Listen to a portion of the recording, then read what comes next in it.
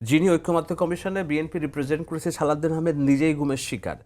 উনি কি চাইবেন তার স্ত্রী ইলিয়াস আলীর স্ত্রী তাসনিয়া রুশদী সংসদ সদস্য, ডেড বডিটাও পাওয়া যায় না এখনো, ওনারা কি চাইবেন যে রাষ্ট্র পরিচালনার ক্ষেত্রে যেইভাবে শেখ হাসিনার মাফিয়াতন্ত্র কাজ করেছে ওনারাও সেই একইভাবে কাজ করবেন? প্রবলেমটা কোথায়? আমি বলি প্রবলেমটা কোথায়? প্রবলেমটা হলো বিশেষ রাজনৈতিক উদ্দেশ্য প্রণোদিতভাবে ইউনূসের গুম কমিশন বাংলাদেশের সামরিক বাহিনী, প্রতিরক্ষা বাহিনীকে যে পঙ্গু করার মিশনে নেমেছিল নাবিল ইদ্রিসের নেতৃত্বে, একজন জামায়াতি কর্মীর নেতৃত্বে, সেইখানে অনেক ত্রুটি আছে। আপনি যদি ওই সুপারিশ সহই গুম কমিশন বাস্তবায়ন করেন, ইদার আপনার প্রতিরক্ষা বাহিনীর ভিতরে অচল অবস্থা তৈরি হবে, আপনি রাষ্ট্রের নিরাপত্তা বিধান করতে পারবেন না, আপনি সরকার পরিচালনা করতে পারবেন না, ট্রাস্টের সংঘাত তৈরি হবে।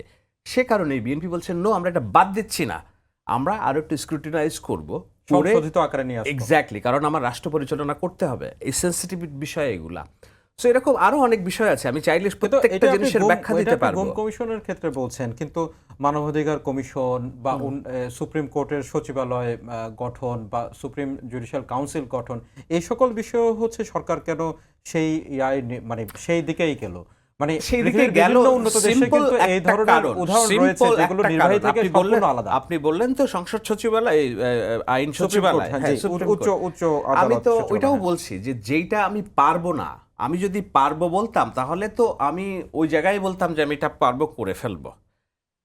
একটা বিচারাঙ্গনে একজন বিচারক কতটা পারদর্শী, এখন বিচারাঙ্গনে বিচারক তো আমি কাঙ্গারু আদালত বানাইতে চাই না। ওইটা আমার সংস্কারের 3 সংস্কারের সবচেয়ে বড় সংস্কার।